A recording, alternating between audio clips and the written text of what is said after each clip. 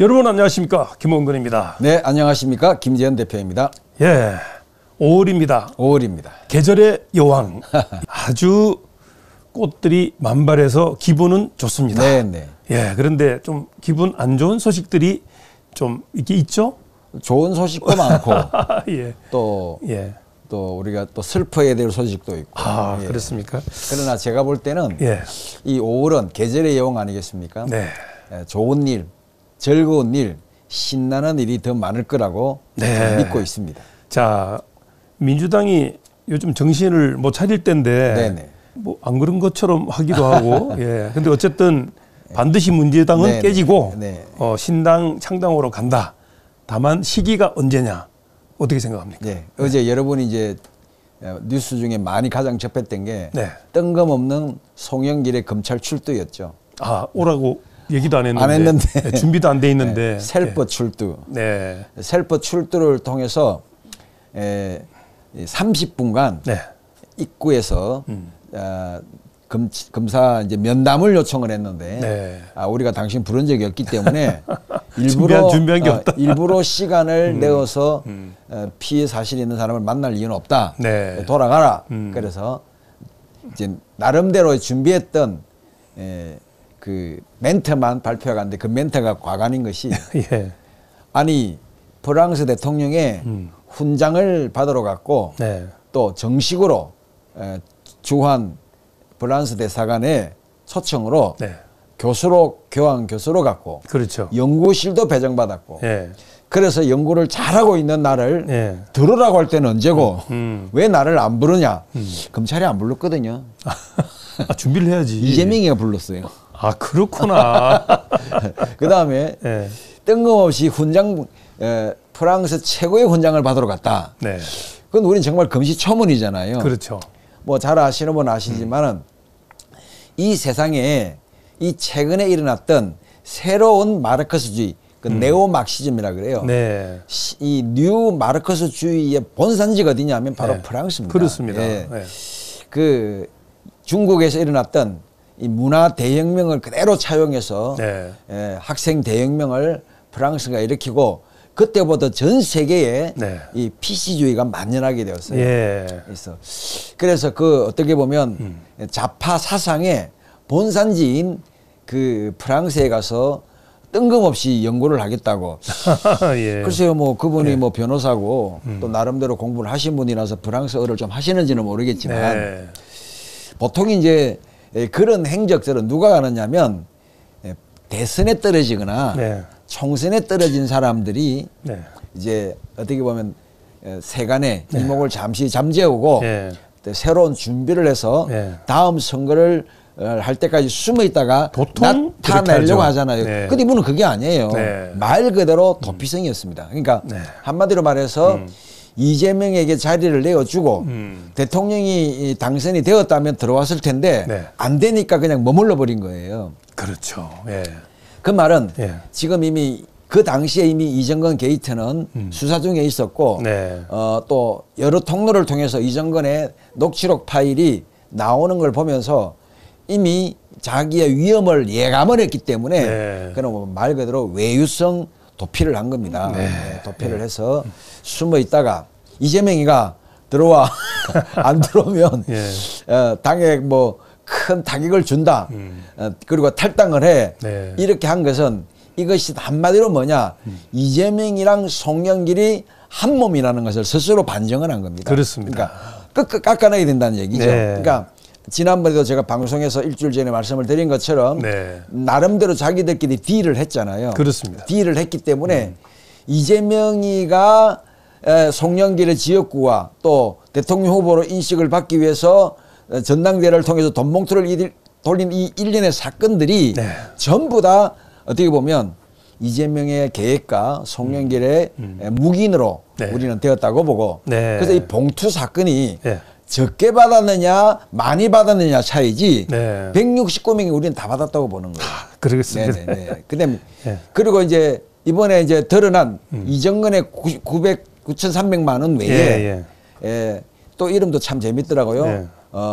먹사 먹고 사는 연구소 먹사연이라고 그러더라고. 먹사연의 과도한 그 수입, 과도한 수입이 석 달간 1억 5천이 들어왔대요. 그러니까 이 행적을 지금 쫓으려고 하는데 컴퓨터를 까보니까 컴퓨터가 이미 본체는 그대로인데 안에 있는 이 하드디스크가 바뀌었다라는 거죠. 이거는 뭐냐면 증거인멸을 했고 다 계획적이니까 있고 그 다음에 송영길이가 프랑스에서 올까 말까 고민할 때 먹고 사는 연구소에 고문이 가서 송영길을 만났고 거기서 입을 맞추고 들어왔기 때문에 그렇구만. 여기에서 이제 집중적으로 포화를 퍼붓는 게 이제 여러분 잘 아다시피 비명계들. 비명계가 요번에 반란을 일으켰죠. 박강원. 우리 MBC 기자 출신입니다. 박강원 원내대표가 뽑히는 사건을 통해서 이제 이것들이 이제 척을 지기 시작한 겁니다. 이제 조직적으로 이재명을 몰아내는 사건이 이제 시작이 되는 거죠. 근데 이번에 박범계가 꽤 좀 나올 줄 알았는데 한 표밖에 안 나왔나? 아니 이걸 정확히 밝히질 안 했어요. 셋이 다 합해도 박강원 안 되더라고. 1차에서 이겼으니까.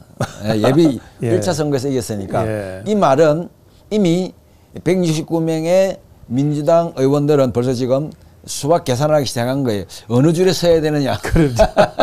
이재명에 섰다가는 같이 망할 것 같고. 당연하죠. 어찌됐건 이 돈봉투 사건만 잘 넘기면 결과적으로는 이제 공천 문제가 이제 대두되는데 이 공천에 어느 줄에 친명계로 설 거냐. 그건 송영길 사건 전까지였어요. 그렇죠.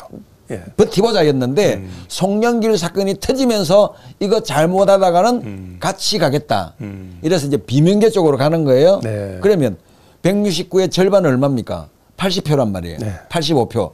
그러면 이 85명은 사는 쪽으로 택할 것이고 나머지 85명은 어떻게 되겠어요? 그러면 친명을 계속할 수밖에 없는 게 거기는 직접적으로 음과 양으로 이재명계로부터 뭔가 혜택을 받았을 사람들이라는 거죠. 그것을 이재명이 터뜨리면 송영길이 터뜨리는 이 300만 원 봉투보다도 더 큰 봉투들이 있기 때문에 얘들은 꼼짝을 못하는 거예요. 자, 그래도 어떻게 됩니까? 결국 수수는 분당입니다. 근데 이제 이게 시기가 문제인데 9월 전에 깨질 수 있나요? 9월 전에 깨집니다. 왜 이제 그 신호탄이 뭐냐면 여러분 잘 아시다시피 우리 이미 그 금태섭 의원이 원래 민주당 출신 아닙니까? 그래서 이분이 탈당을 했어요. 불미스러운 일로. 그래서 지난번에 뉴스에 나와서 그 기자회견을 국회에서 했습니다. 국회에서 하려면 국회의원이 동의를 해줘야 돼요. 그렇습니다. 그런데 국회의원이 동의를 해줬는데 거기 앉아서 참석한 사람이 100여 명이 넘었대요. 이 말은 뭐냐? 관심을 보인다는 얘기죠. 그렇죠.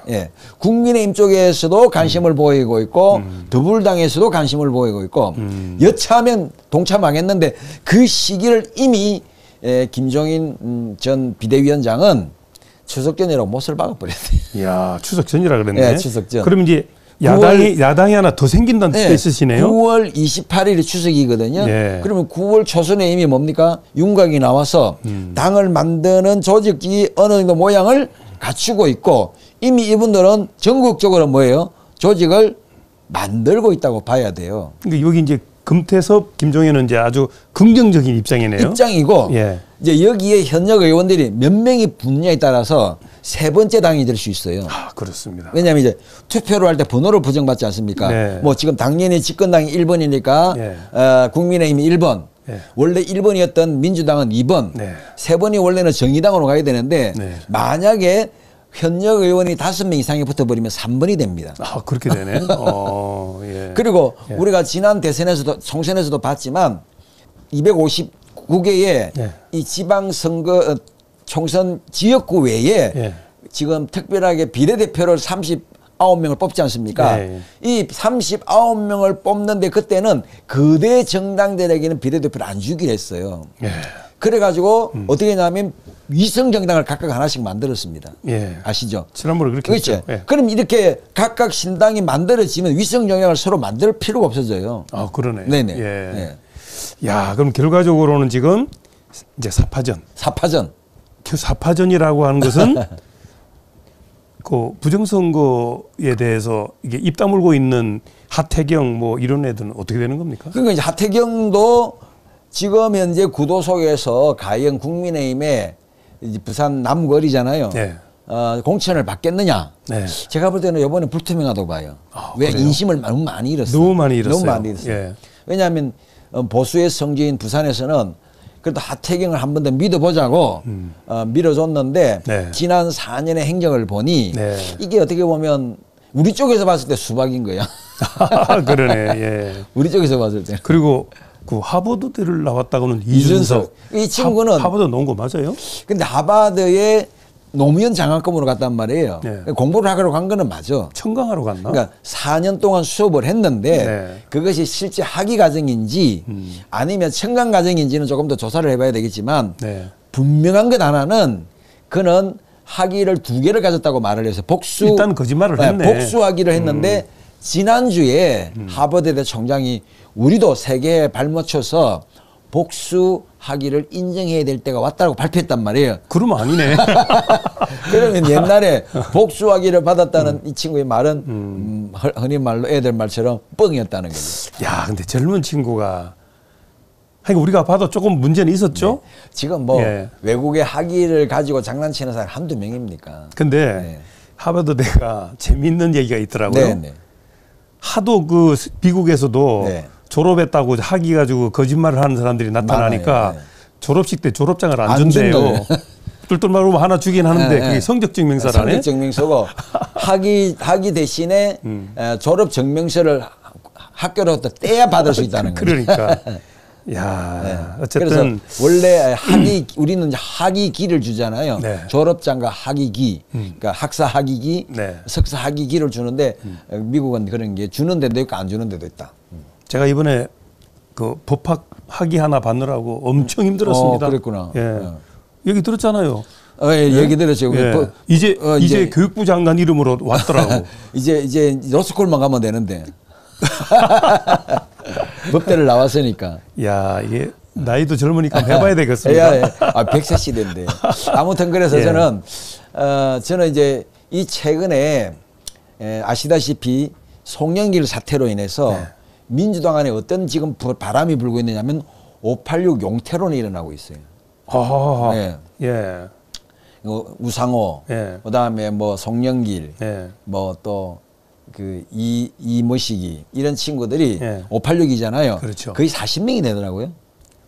많아요. 민주당 안에. 예. 그러니까 지금까지도 20년 정치를 하면서 예. 국회를 장악했는데 네. 뭔가 성과를 못 냈으면 그들 스스로가 능력이 부족함을 밝힌 거 아니냐. 네. 이제는 내려놓고 다 나가라. 네. 이게 민주당 안에서 바람이 불고 있다니까요. 어쨌든 새 정치 출현은 어쩔 수가 없습니다. 예, 없습니다. 예, 뭔가 시대적인 대세고 예, 또 때가 되었고 예, 변화를 또 그렇게 할 수밖에 없는 게 네. 이재명이가 네. 만약에 지금 이제 계속 재판을 한 주에 한 번씩 받고 있어요. 왜냐하면 네. 속도를 내라고 법원에서 명령을 내렸기 때문에 네. 그래서 지난주에도 재판을 받고 이번 주에도 받았잖아요. 네. 어제는 정진상하고 충돌을 했어요. 네. 유동규가. 그래서 정진상 씨라고 했대요. 형님을. 예. 그러면서 그럴 수가 있느냐고 형님. 막 그렇게 이제 분을 내고 화를 내면서 네. 이제 굉장히 폭발적으로 가는데 네. 이 모든 것들을 통해서 이재명이가 100만 원 이상의 선고만 받으면 네. 425억을 토해내야 돼요. 네. 그러면 민주당은 깨어지는 겁니다. 네. 그러니까 깨어지고 흩어지느냐 네. 아니면 깨어지기 전에 도망가느냐 네. 이것이 신당 창당에 굉장한 요소로 작용할 수 있다. 네. 네, 저는 그렇게 봅니다. 자, 어쨌든 이런 그 기분 나쁜 분위기도 있었지만 그 미국을 방문했던 윤석열 대통령을 통해서는 너무 좋은 얘기들이 너무 아주 반전이 돼서 다음에 방송 한 번 더 예. 아니 근데 그런 끼가 있는 줄 몰랐어요. 예. 예. 뭐 호탕하잖아요. 사람. 예. 호탕하고. 예. 자, 오랜만에 또 우리 김 전 대표를 통해서 네. 얘기를 듣고 보니까 네. 신선하고 기분이 좋습니다. 또 지형의 변화가 일어날 수 있다. 예. 자, 우리 세종미래포럼 김 전 대표 함께했습니다. 감사합니다. 감사합니다.